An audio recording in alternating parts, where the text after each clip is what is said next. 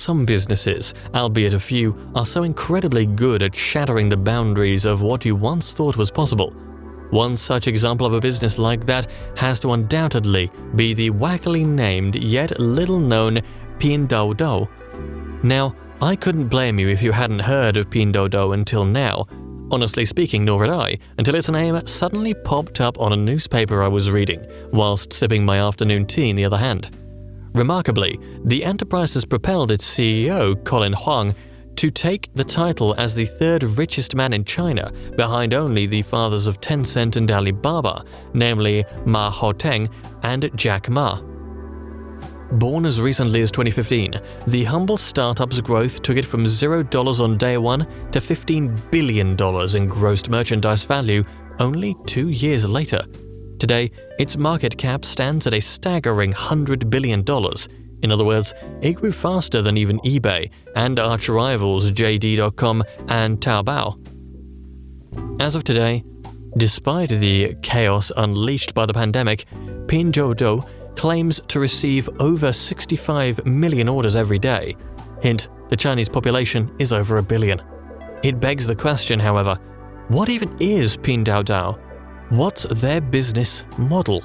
And how did they rise to the top so breathtakingly fast? Let's begin our journey by introducing ourselves to the soaring juggernaut. In essence, Pinduoduo calls itself the world's first social e-commerce company, combining what we know as social media with what we know as e-commerce, quite literally. Fielding a shopping app like Amazon or Taobao that everyone in China can download, Pinduoduo offers its users an endless array of discounted products, spanning the everyday products like toilet rolls to the perishable items like dragon fruit. Pinduoduo chiefly sells the same products we usually buy, but at discounted rates. How does this production in prices work, you may ask?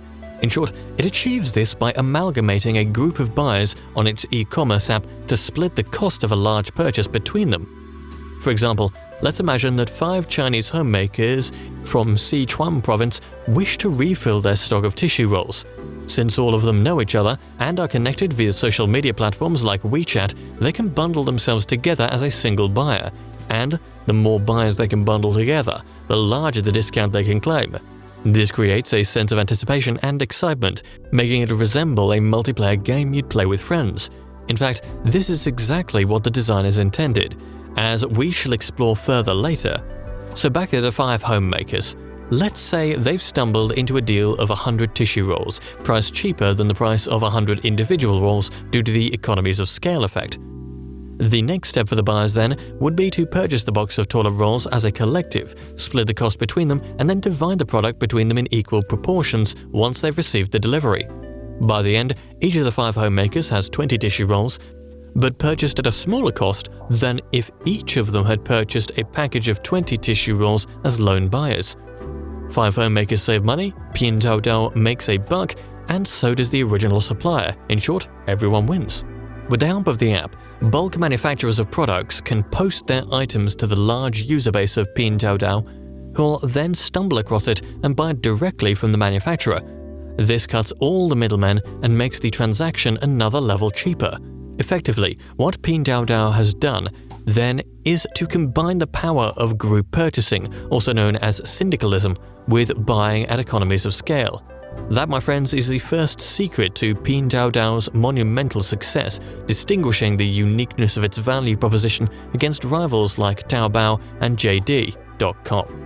And speaking of tissue rolls, when we look at the actual sales of tissue paper, we see that as early as 2018, Pinduoduo sold 6.4 million units of tissue roll, priced at only $1.70 for 10 boxes. This amounts to a saving of almost 90% against its regular retail price. One example out of many that demonstrates the appeal of Pinduoduo for the price-conscious consumer. The second but most striking feature that thrust Pinduoduo to the top of the charts was its artful gamification of the buying process.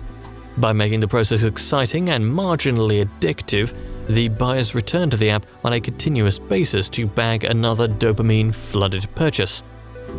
First, prospective buyers have only 24 hours to complete their buyers group, which fires a sense of urgency and then a sense of accomplishment if achieved within the allotted time frame. Moreover, the app has a game where you can spin a wheel, which then awards you with coupons if your spinning wheel stops at the lucky position. Once you've bagged your coupons, you have a time ticker, only allowing you 2 hours to use it before it expires.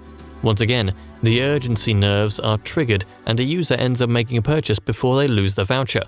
On top of that, customers receive a barrage of push notifications informing them of a promotion or deal that may tickle their fancy. And thanks to all the above, Pinduoduo boasts a 7-day retention rate of 77%, which is far higher than any of its smaller and even larger rivals. Its customer acquisition cost is a mere $2 per customer, compared to the $41 for Taobao's customer acquisition cost of an equivalent magnitude. Any successful business tycoon would swear by the pressing importance of not simply enticing new customers, but of honey-trapping its existing customers at the same time in order to monetize on their loyalty. With time, the more a customer uses the app, the better the suggestions the app is able to offer, by using the customer's accrued data to tailor the range of products they're shown. The fun doesn't stop there either. Its live streaming feature allows manufacturers to run live broadcasts to showcase their inventories to Pinduoduo's vast population of users. Once again, the app has strengthened the bridges between buyers looking for a bargain and sellers offering products at market-busting prices. If we combine the attractiveness of its gaming additions with the phenomenal savings that a customer can bag, Pinduoduo seems to have secured a winning combination. Moving on to the third factor that sets Pinduoduo apart from its competitors is the market that it appeals to.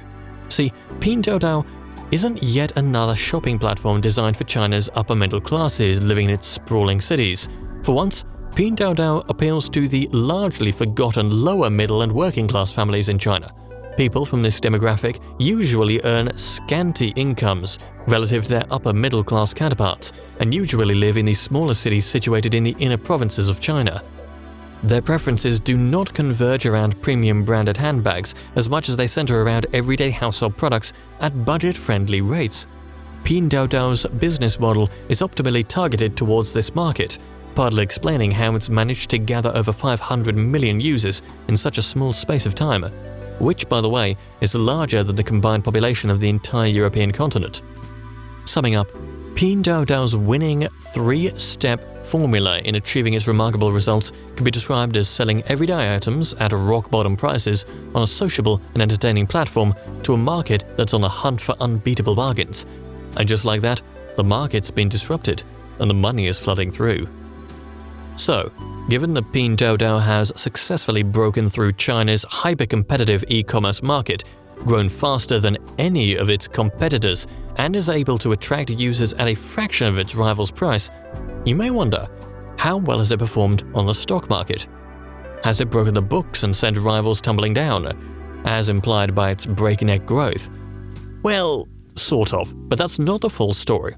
See, as we shall reveal, concealed beneath Pinduoduo's skyrocketing revenue growth is the ballooning growth in its losses. Its most recent recorded loss stood at about 4.12 billion yuan, up from 1.88 billion yuan a year earlier. That's roughly about $600 million loss. The reason for this is twofold. The first one being its subsidization fueled gains, and the second being the aggressive competition between Pinduoduo and its rivals Alibaba and JD.com. Let's take a look at these subsidies first. Okay, so effectively, what Pinduoduo has been doing is persuading merchants to sell their products at lower prices than what they sold them for on Alibaba and JD.com. The price difference, however, is then covered by Pinduoduo. This plan to undercut its rivals is aimed at snatching their customers and placing them on Pinduoduo's own platform. But, as you'd imagine, this move provoked Alibaba and JD into a ferocious price war, a war that they weren't going to buckle in without a fight. In retaliation, Alibaba presented merchants with an ultimatum: either you sell with us exclusively, or you lose your listing on our website, thereby hurting Pinduoduo's access to its suppliers. In addition, Alibaba is now challenging Pinduoduo by emulating its discounted bazaar to make inroads in the lower income market that Pinduoduo currently dominates. Boiling down to a tit-for-tat trade war, Pinduoduo then countered this move by expanding its product range to include the premium goods usually found on Alibaba's front page. But despite Pinduoduo's enviably large user population and colossal revenues, this stalemate of a strategy is both costly and risky. Whilst Alibaba and its twin JD are likely to weather this sparring round, largely due to their size and expansive reach, Pinduoduo may end up digging itself into a hole of insurmountable losses. So far, its cash reserves have been drying out at a worryingly fast pace, making any further sparring a little too dangerous and unsustainable for a new player like Pinduoduo. If continued for a prolonged period of time, that is. So, as a result of the above, despite projections of further growth in revenue, some analysts are beginning to suggest that Pinduoduo's stock market valuation is larger than its balance sheets justify. But, and a big but, Pinduoduo is still forecast to continue growing, with its revenue expected to expand by another 52%. And whilst competition is always a pain in the neck, Pinduoduo's bespoke business model, impressively innovative platform alongside its sizable user base, means that any doomsday-level collapse is a far-fetched and implausible phenomenon. And not to mention, Pinduoduo's arrival has truly redefined the definition of shopping and what it means to millions of people.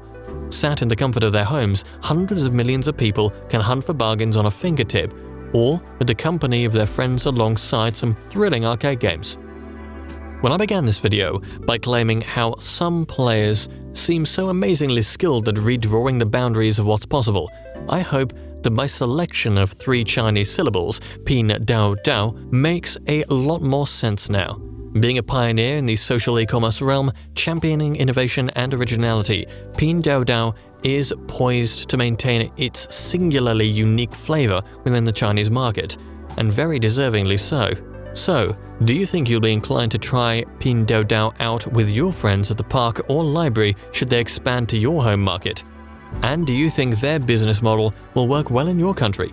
Share your thoughts in the comment section below. I'd love to hear them.